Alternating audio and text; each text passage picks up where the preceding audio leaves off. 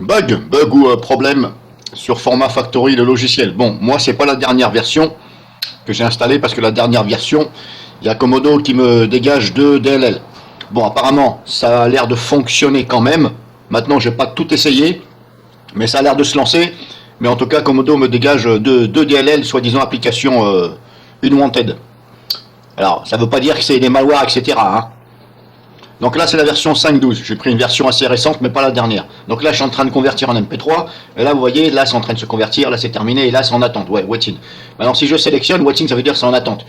Si je sélectionne, je fais un clic droit, je ne peux pas dire supprimer la tâche. Voilà. Et même si je fais pause, en mettons, par exemple, c'est parce qu'il n'était pas en pause. Si j'ai envie, par exemple, maintenant, je me dis, bah tiens, en fin de compte, celui-là, j'ai plus envie de le convertir. Donc là, je suis toujours sur waiting. On va prendre l'autre. Clic droit, et là je ne peux pas dire supprimer ou effacer la liste des tâches, enfin même pas. Vous voyez, je ne peux pas. On ne peut pas dire maintenant, tiens, je vais, celui-ci j'ai plus envie. Vous êtes obligé de faire arrêter, ça arrête tout en fin de compte. Donc c'est pas très cool.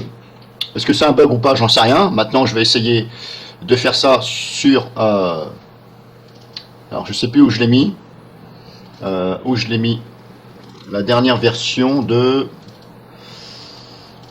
Format Factory alors. Ah, c'est là. C'est la dernière version, elle est là. Bon, je vais vous faire voir ça par le... Donc on va regarder ça. Donc je vous ai déjà fait voir pour la version 5.12. Vous voyez, il n'y a pas moyen, vous êtes obligé de dire j'arrête tout. Donc je mets en pause et je vais lancer la dernière version, on va voir comment ça se passe. Et je vais reprendre les mêmes fichiers. Hein.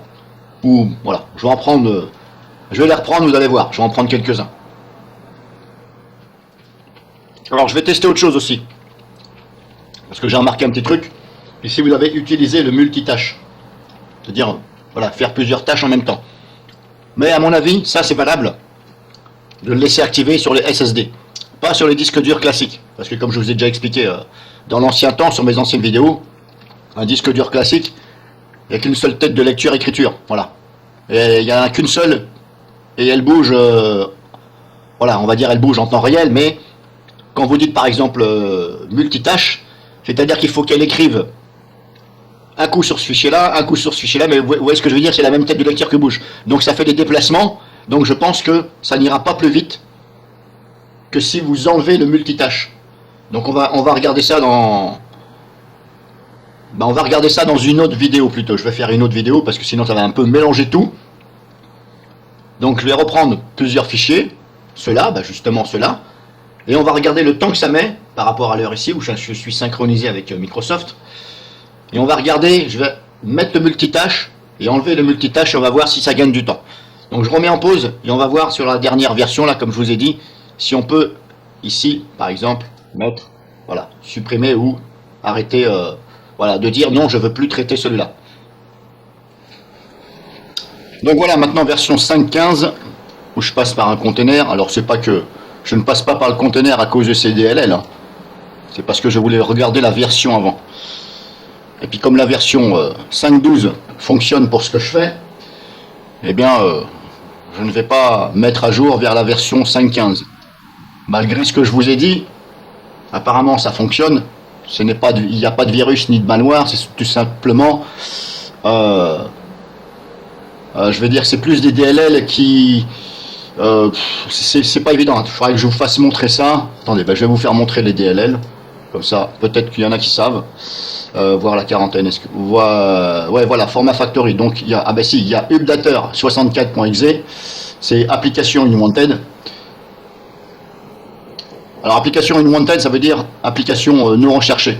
Comme je vous dis, il n'y a pas de virus ni de malware. C'est tout simplement, éventuellement, que ça va essayer ou vous proposer d'installer une autre application. C'est pour ça que c'est marqué Updater 64.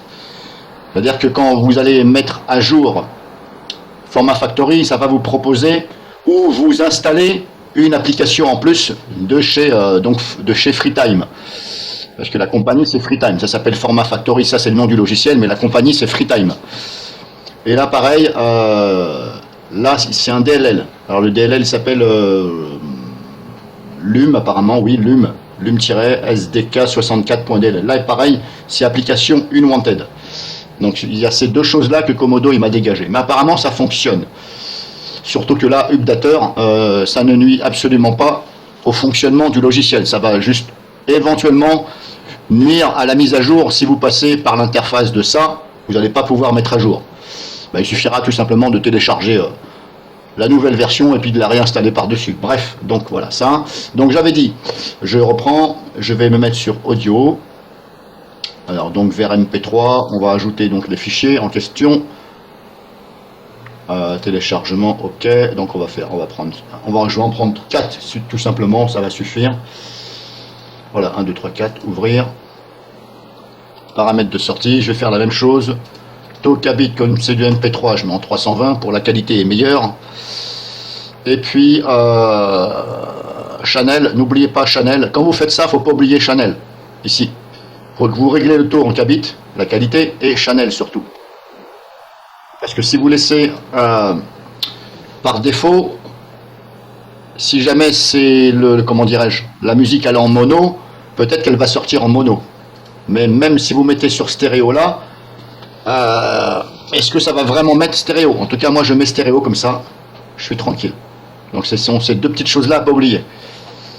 Donc là c'est bon, je fais OK. Là c'est prêt, waiting, je démarre.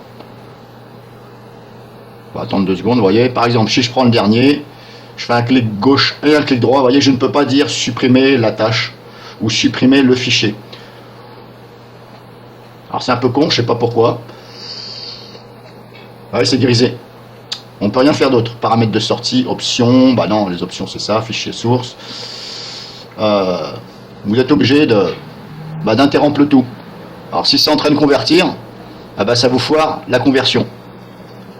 Sinon, éventuellement, il faut attendre. Mais le problème, c'est que si vous attendez, et puis vous avez envie de, comment dirais-je, d'encoder celle-ci, mais pas celle-ci, plus les deux autres, vous allez être obligé de tout mettre en arrêt. Et éventuellement, recommencer à remettre dans l'interface, là, celle que vous voulez. Bon, c'est un peu chiant, hein. Donc, vous avez vu, ça fait ça. Donc là, j'ai fini pour là. Ensuite, on va voir, donc, en utilisant le multitâche ou pas, quel est le temps que ça met pour convertir.